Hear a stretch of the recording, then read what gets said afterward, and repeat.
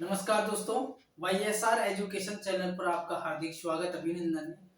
ये ऐप और चैनल आपको लगातार ऑनलाइन क्लासेस देता आ रहा है और देता रहेगा। दोस्तों, इस चैनल के माध्यम से आपको और एक ऐप भी प्रोवाइड किया गया है और उस ऐप की जो लिंक है इस वीडियो की डिस्क्रिप्शन पर आपको दिया गई है। और मैं शेर सिंह आपको इस ऐप द्वारा या इस चैनल द्वारा साइंस की क्लास देता आ रहा हूँ और देता रहेंगे। तो दोस्तों, आपने मेरी फर्स्ट वीडियो में देखा था, मैंने विज्ञान की सामान्य परिचय और जीव विज्ञान का सामान्य परिचय बताया था। वहां पर अगर आपने नहीं देख के आए तो वहां मेरे वीडियो की डिस्क्रिप्शन पर आपको लिंक दिया गया है उस वीडियो का, वहां से आप देख सकते हैं। तो देखिएगा दोस्तों, मैंने साइंस का परिचय और जीव विज्ञान का परिचय करा दिया था। मैं अब टॉपिक की ओर चल रहा हूँ और टॉपिक को हम गहनता से देखेंगे। टॉपिक में कोई जल्दीबाजी नहीं करते हुए हम टॉपिक को धीरे धीरे से समझेंगे। देखिएगा दोस्तों, पहले टेक्निकल टीम देखेगी, यहाँ पर सही से आ रहे हैं ना। तो देखिएगा, सबसे पहले हम देखेंगे सेल। सेल को हिंदी में हम कहते हैं कोशिका। हिंदी में क्या कहते हैं हम? कोशिका। हिंदी में हम क्या कहते हैं दोस्तों? कोशिका। हिंदी में कोशिका कहते हैं। अब देखिए, सबसे पहले हम साइंस के बारे में ये देखेंगे कि सबसे पहले स्टडी करते हैं, इसका साइंस की स्टडी करते हैं और साइंस में भी स्टडी की थी, अब इसकी भी स्टडी यानी कि इसके अध्ययन को देखेंगे सबसे पहले। तो देखिएगा दोस्तों, सेल के अध्ययन को या कोशिका के अध्ययन को हम क्या कहते हैं दोस्तों? अध्ययन को हम कहते हैं, अध्ययन को कहते हैं साइटोलॉजी। क्या कहते हैं दोस्तों? साइटोलॉजी। क्या लॉजी? साइटोलॉजी कहते हैं। साइटोलॉजी यानी कोशिका के अध्ययन को साइटोलॉजी कहा जाता है। और इस शब्द का सर्वप्रथम लैटिन भाषा, क्या लैटिन भाषा का कौन सा शब्द था? लैटिन भाषा का शब्द था सेलुला से लिया गया था। सेलुला से लिया गया था। ये शब्द जो कोशिका शब्द है सेलुला शब्द से लिया गया था, जो किस भाषा का शब्द था? लैटिन भाषा का शब्द था सेलुला, उससे ये शब्द लिया गया था। इस शब्द का मतलब था छोटा कमरा। इस शब्द का मतलब था छोटा कमरा, या मैं ये कहूं इस सेलुला शब्द का या अर्थ था छोटा कमरा। क्यों था इसका छोटा कमरा? देखिएगा दोस्तों, मैं छोटा कमरा इसलिए कहा गया है इसे, जिस प्रकार ईंटें, बहुत ही सारी ईंटें एक साथ जुड़ करके एक दीवार का निर्माण करती हैं और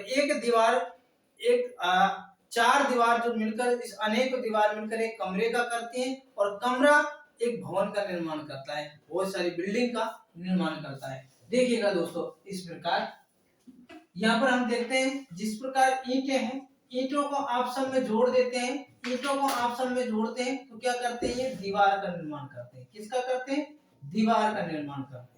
और दीवारों को जोड़ देते हैं हम, दीवारों को हम जब जोड़ते हैं तो क्या करते हैं? कमरे का निर्माण करते हैं। कमरे का निर्माण करते हैं और कमरों से कमरों को जोड़ते हैं तो ये क्या करते हैं? भवन का निर्माण करते हैं। किसका करते हैं? भवन का निर्माण कर देते हैं। तो आइएगा दोस्तों, इसलिए इसने कहा है ये हमारे शरीर का एक छोटा कमरा कहा गया है किसी कोशिकाओं। अनेक कोशिकाओं से मिलकर के हमारा शरीर किससे बनता है? अनेक कोशिकाओं से मिलकर बना होता है और अनेकों कोशिकाएं मिलकर हमारे शरीर का निर्माण करती हैं। इसीलिए हमारी कोशिकाओं को क्या कहा है? एक संरचनात्मक एवं क्रियात्मक इकाई कहा है। क्रियात्मक इकाई कहा है इसे। क्या कहा है? क्रियात्मक इकाई कहा है। संरचनात्मक और क्रियात्मक इकाई कहा है। और ये हमारी सबसे छोटी इकाई होती है, जो कि मैंने आपको यहाँ पर रिपीट कर दी गई है, जो कि मैंने आपको बता दी है कि इस प्रकार किस प्रकार होती है। देखिएगा दोस्तों, जिस प्रकार कोशिका है, अनेकों कोशिका मिलकर हमारे शरीर को क्या करती है? निर्माण करती है। और कोशिकाएं मिलकर क्या करते हैं? एक उत्तक का निर्माण करते हैं। क्या करती है दोस्तों? एक उत्तक का निर्माण करती है, टिश्यू का निर्माण करती है। और अनेकों टिश्यू मिलकर के क्या करते हैं? अनेकों टिश्यू मिलकर के हमारे क्या करते हैं? और अंगों का निर्माण करते हैं। किसका करते हैं? अंगों का निर्माण करते हैं। अनेकों अंग मिलकर के क्या करते हैं? हमारे शरीर का क्या करते हैं? निर्माण करते हैं। शरीर का क्या करते हैं दोस्तों? निर्माण करते हैं। इस प्रकार से कोशिका कोशिकाओं से मिलकर उत्तक बनता है, उत्तकों से मिलकर क्या करता है, अंग बनता है, अंगों से मिलकर क्या बनता है, शरीर बनता है।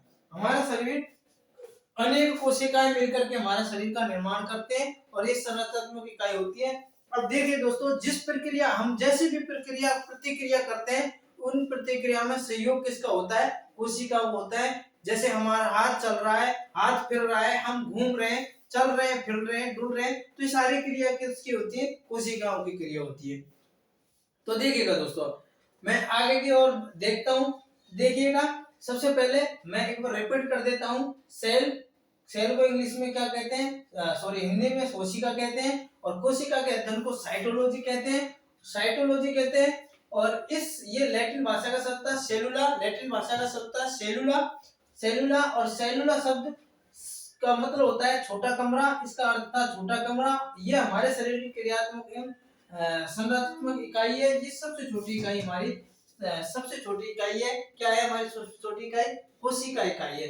अब देखिएगा दोस्तों, आगे जब हमारे कोई चोट लगती है, हमारे जब कोई चोट लगती है तो क्या नष्ट हो जाती है, क्या नष्ट हो जाती है, कोशिका नष्ट होती है। हमारे जब कहीं भी शरीर के अंदर इस प्रकार कहीं भी इस प्रकार से शरीर में चोट लग जाती है तो क्या होती है, नष्ट हो जाती है कोशिका, लीली लीली से पड़ जाती है। तो ये क्या होती है, हमारी कोशिका नष्ट हो जाती है, कोशिका बिल्कुल नष्ट हो जाती है। और जब कोशिका भी नष्ट होगी तो क्या होगा, उत्तक का भी बिल्कुल टूटेगा, उत्तक भी क्या होंगे, टूट जाएंगे, बिखर जाएंगे, उत्तक भी क्या हो जाएंगे, टूट जाएंगे और बिखर जाएंगे। तो दोस्तों देखिएगा, ये टूट जाएंगे, बिखर जाएंगे। एक एग्जाम में पूछा गया क्वेश्चन है एलडीसी की एग्जाम में कि उत्तकों का टूटना क्या कहलाता है, उत्तकों का टूटना क्या कहलाता है, नेक्रोसिस कहलाता है। क्या कहलाता है, नेक्रोसिस कहलाता है, नेक्रोसिस कहलाता है। उत्तकों का टूटना क्या कहलाता है दोस्तों, नेक्रोसिस कहलाता है। अब देखिएगा आगे, वैसे हम वहां भी पढ़ेंगे, आगे उत्तकों को देखेंगे, हम वो सारों को देखेंगे तब भी पढ़ेंगे, बाकी अभी थोड़ा इसके बारे में। उत्तकों का अध्ययन को क्या कहते हैं, हिस्टोलॉजी कहते हैं, हिस्टोलॉजी कहते हैं। उत्तकों का अध्ययन को क्या कहते हैं, हिस्टोलॉजी कहते हैं। उत्तकों का अध्ययन को हिस्टोलॉजी कहते हैं। देखिएगा दोस्तों, तो ये हमने यहां तक किया। अब देखिए आगे थोड़ा चर्चित में रहेंगे इसके बारे में। कोशिका, कोशिका की सर्वप्रथम किस वैज्ञानिक ने नाम लिया था, कोशिका नाम किस वैज्ञानिक ने दिया था। तो देखिएगा दोस्तों, कोशिका सर्वप्रथम किस वैज्ञानिक ने नाम दिया था, कोशिका सर्वप्रथम वैज्ञानिक था रॉबर्ट हुक, एक रॉबर्ट हुक वैज्ञानिक हुए थे। उस वैज्ञानिक ने इसका नाम क्या दिया था, कोशिका दिया था। और कब दिया था, सन 1665 ईस्वी में दिया था। देखिएगा दोस्तों, एक सर्वप्रथम एक वैज्ञानिक हुए रॉबर्ट हुक, और रॉबर्ट हुक वैज्ञानिक ने क्या कहा, इसको सन 1665 ईस्वी में कहा कि एक कॉर्क के टुकड़ों में देखा, और कॉर्क के टुकड़ों को अगर मैं कहूं कॉर्क को, तो ये कावेरिकस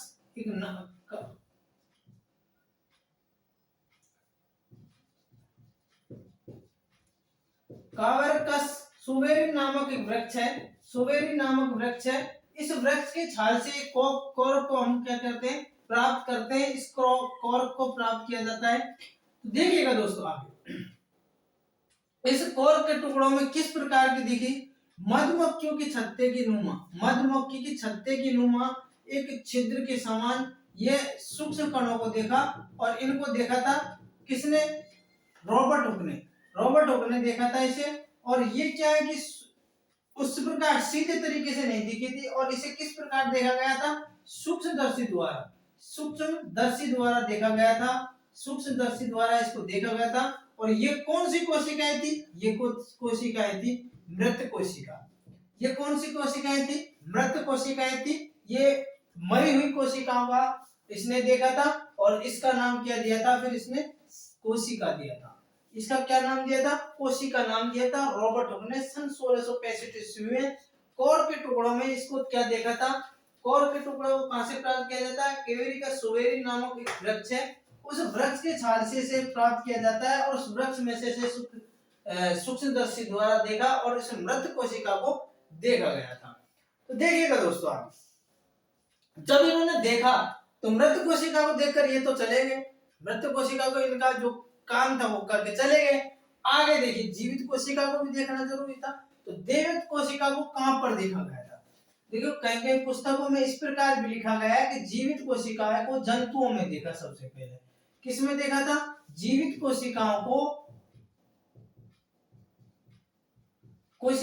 जीवित कोशिकाओं को सर्वप्रथम किसने देखा था? देखिएगा दोस्तों, कोशिका को ल्यूवेनहॉक ने सर्वप्रथम देखा था। किसने देखा था? ल्यूवेनहॉक ने। किसने देखा था?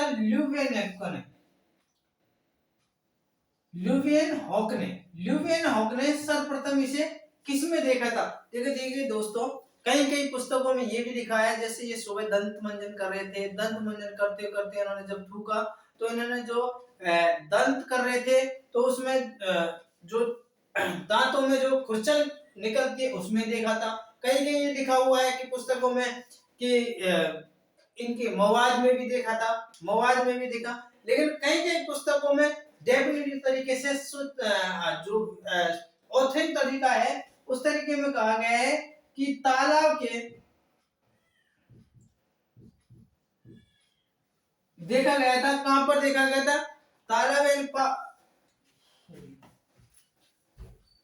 कि सन 1674 ईस्वी में।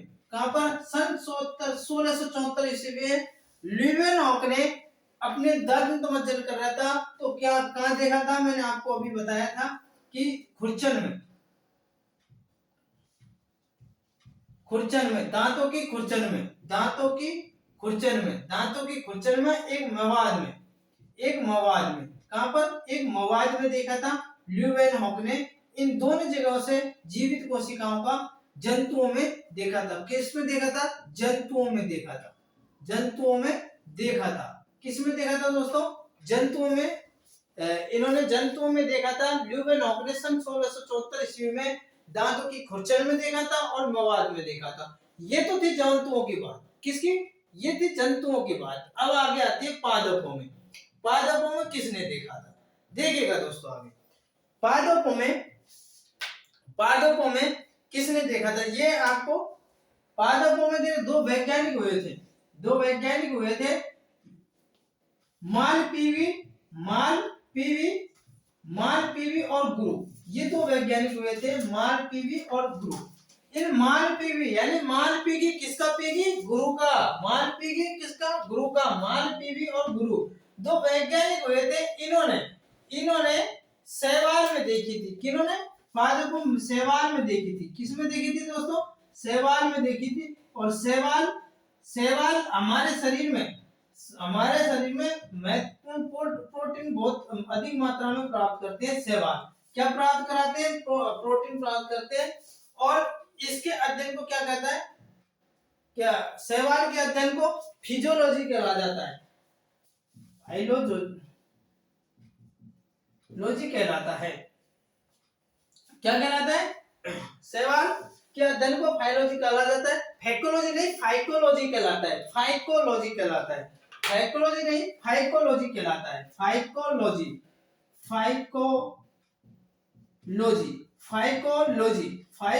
कहलाता है।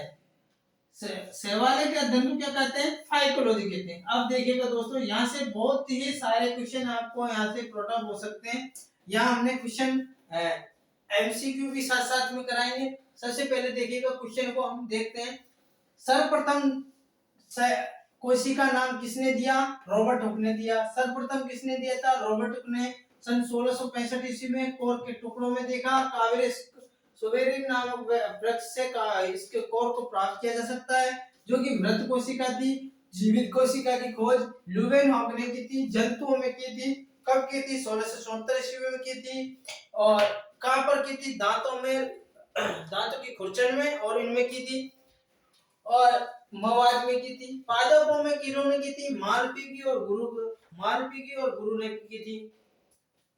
अब देखिएगा दोस्तों, ये सारे हमें आप स्क्रीनशॉट लीजिएगा, फिर हम आगे की ओर बढ़ते हैं।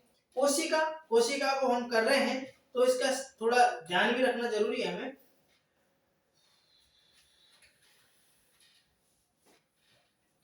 देखिएगा दोस्तों, कोशिका कितने प्रकार की होती है? कोशिका दो प्रकार की होती हैं। कोशिका दो प्रकार की होती हैं, कैरियोटिक प्रोकैरियोटिक कोशिका। एक कोशीय बहुकोशीय प्रकार की बहुकोशीय होती है कोशिका, एक कोशीय बहुकोशीय। एक कोशिका में एक कोशीय होता है जिसमें एक कोशिका पाई जाती है, जैसे कि अमीबा। ये सारे हम यहाँ पर करेंगे। अब देखिए कोशिका सिद्धांत, कोशिका सिद्धांत किसने प्रतिपादित किया था? कोशिका सिद्धांत देखिएगा दोस्तों, कोशिका सिद्धांत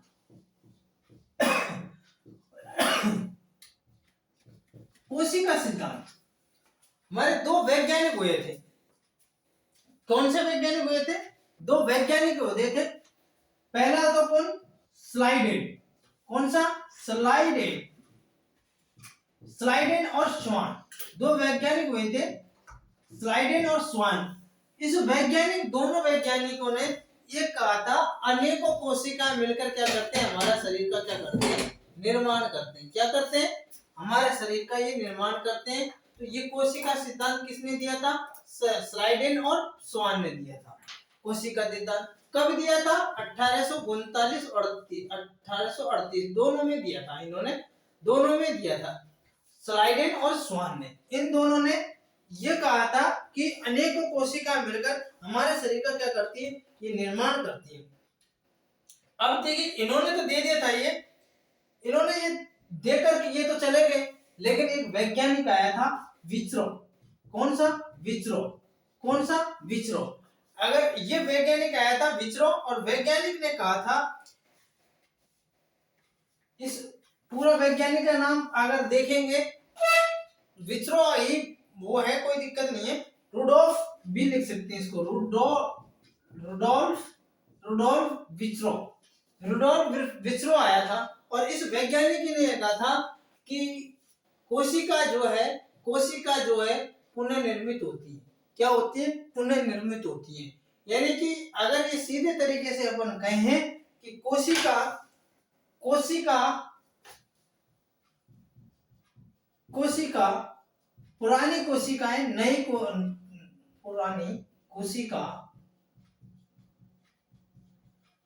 कोशिका नई कोशिकाओं का क्या करती है?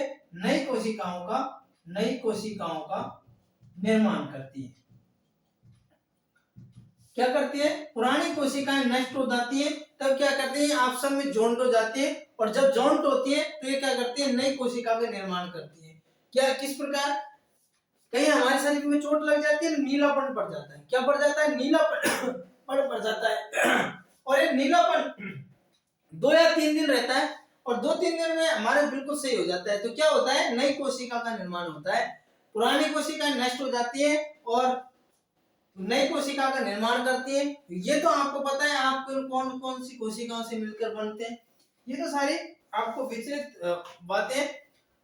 तो हमने कोशिका के बारे में एक सामान्य परिचय पढ़ा, कोशिका, और कोशिका के अंदर सारे विभाग, कोशिका के सिद्धांत, कोशिका की खोज किसने की, कोशिका के अध्ययन को क्या कहा, ये सारे हमने सामान्य परिचय यहाँ पर क्लियर किया।